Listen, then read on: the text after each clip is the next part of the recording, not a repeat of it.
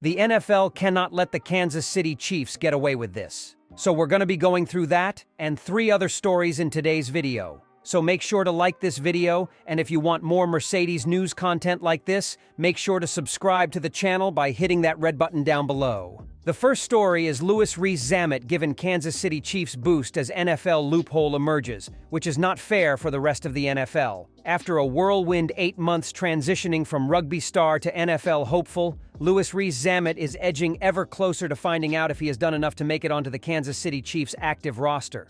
The former Wales wing has been put through his paces all summer, with coaches keeping a close eye on his progress to see if he has what it takes to complete his sensational move from rugby and make it onto Super Bowl champions' 53-man roster ahead of the new season.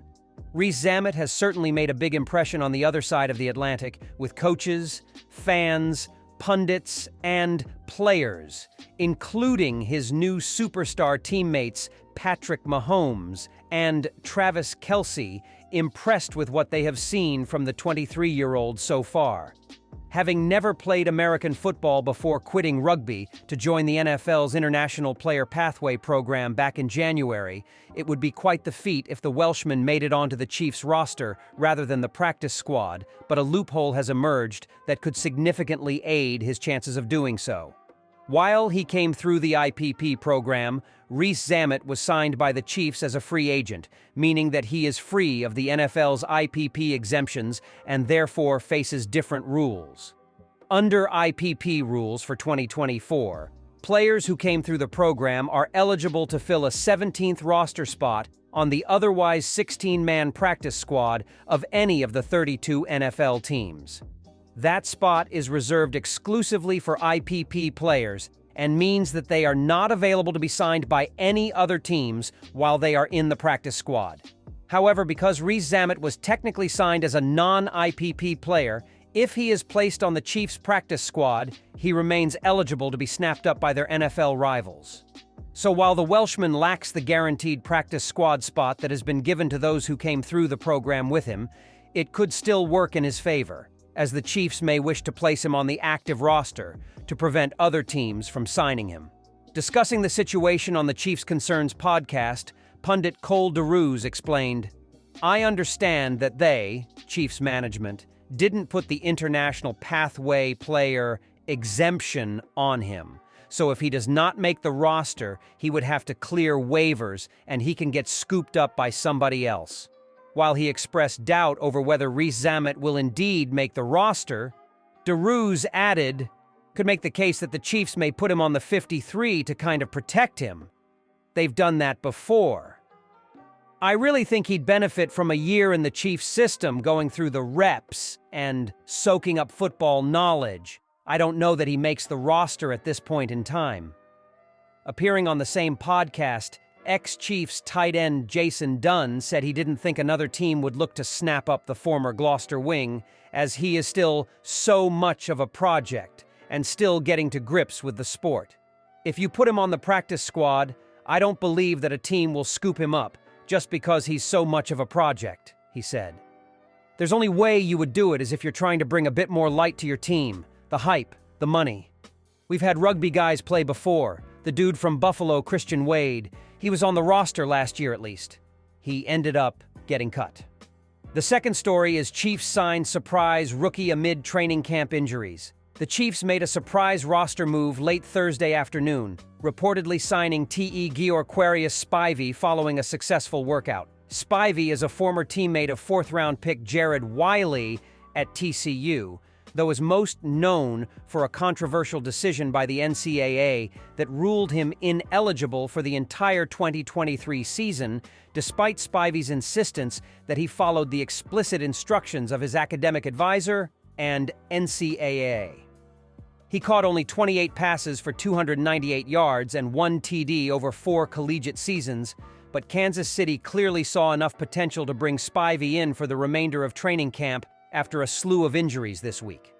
With a number of players going down to injury at practice, the Chiefs had extra spots to work with and liked what they saw in Spivey. Brett Veach is a disciple of the no stone left unturned philosophy with talent and couldn't resist the opportunity to add an overlooked potential contributor. It's hard to imagine how Spivey fits with the team immediately given the tight end room already includes Travis Kelce, Noah Gray, Irv Smith Jr., and Wiley. That being said, Spivey could turn into a developmental practice squad player if he impresses over the next few weeks. After starting his career at Mississippi State, Spivey transferred to TCU for the 2021 and 2022 seasons. He saw limited playing time due to Wiley's presence, but at 6'5" and 240 pounds, Spivey has the prerequisite size to theoretically fill the Blake Bell blocking role while providing the occasional pass-catching threat. In all likelihood, this acquisition won't have any significant impact on the team in 2024 or beyond. That doesn't mean Spivey isn't worth throwing a dart, and the Chiefs intend to find out if the rest of the NFL accidentally slept on a hidden gem. The Kansas City Chiefs running back position has been a roller coaster ride this spring and summer. Obviously, Isaiah Pacheco is the unquestioned starter, but the depth chart behind him has been difficult to predict.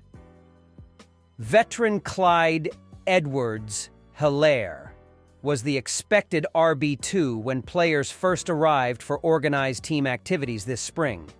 However, first-team reps have hinted that second-year ball carrier Deneric Prince has surpassed him. Rugby star Louis Rees-Zammit also entered camp with a ton of hype, and yet it's been clear that the international phenom still has a long way to go while transitioning over to the NFL. Did we mention that the Chiefs spent a little extra to land a priority UDFA in Manny Bailey, and that wide receiver Kadarius Toney has been trying his hand at running back? How about one more unexpected twist in the RB room? Carson Steele's stock appears to be rising, Arrowhead Pride beat writer Pete Sweeney reported on August 1st. The undrafted rookie has been rumored as a potential fullback candidate that can catch, block, and gain tough yardage for head coach Andy Reid when needed. He signed with Kansas City as a running back, though, accumulating 3,180 scrimmage yards and 30 touchdowns over 3 seasons at Ball State and UCLA combined. The major difference about Steele's game compared to the rest of the Chiefs' running back unit outside of Pacheco is his physicality. Chiefs RB Carson Steele with some tough running after the catch. A to Z Sports Kansas City reporter Charles Goldman noted on August 1st, shoulder tackles aren't going to get it done with him. In recent practices, Steele has earned both first and second team reps just behind Pacheco and Prince. At the very least, he appears to have overtaken his fellow UDFA Bailey, as well as Rees-Zammit, with Edwards-Helaire and Keontae Ingram in sight. The expression, "competition breeds excellence," typically applies when an organization has won back-to-back Super Bowls.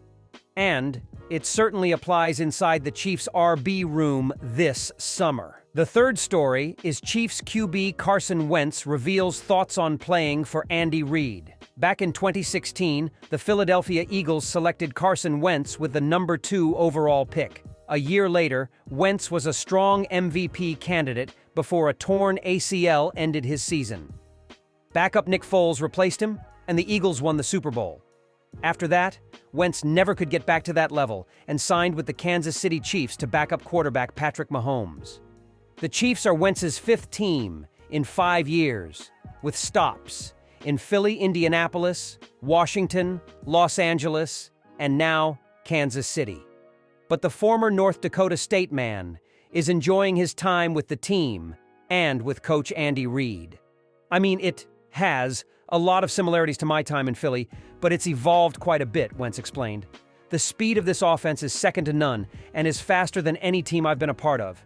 I think just the way we utilize crossers and things and really do a lot of things that Patrick Mahomes excels at and how they come to life out here.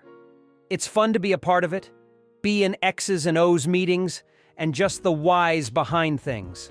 I'm trying to learn as much as I can and be a part of it, but it's pretty cool how they do things.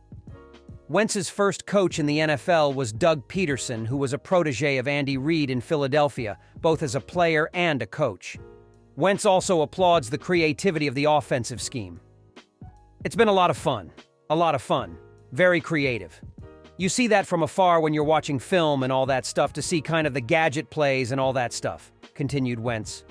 Not only the gadget plays, but the creativity within your normal run-of-the-mill, pass concepts, and how they take it to the next level, and utilize guys in the right positions and all those things.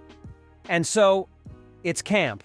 We're running a lot of plays, but as we kind of start to focus in a little bit, kind of start to see the creativity within the plays, and it's been fun kind of seeing how they see it and working with them. Wentz is a solid and capable backup that fans hope they never have to see on the field playing meaningful minutes. Not that Wentz can't be successful, but it would mean that something terrible has happened to Mahomes, and nobody wants that. On Wednesday, the Kansas City Chiefs felt a significant scare when starting linebacker Nick Bolton went down holding his left elbow when making a tackle in training camp.